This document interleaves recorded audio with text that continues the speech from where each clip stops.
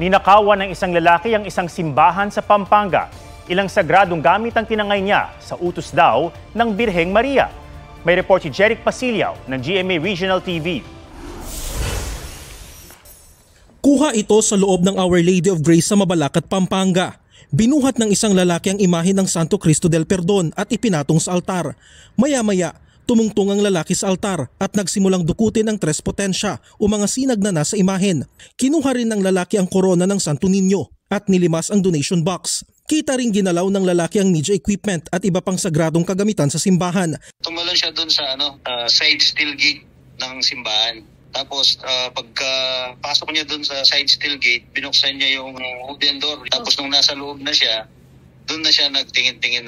Naaresto ang 38 anyos na sospek na dati nang nasangkot sa pagnanakaw at iligal na droga.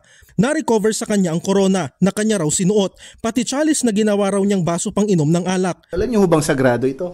Oo. Yung pinakuha niya, yung kunin mo. Yung mga hindi niya pinukuha, tabi mo. Pinag-usapan naman nila ng padre.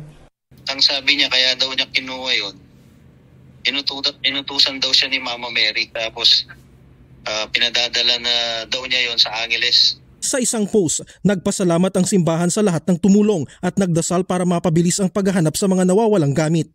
Jeric Pasiliao ng GMA Regional TV nagbabalita para sa GMA Integrated News.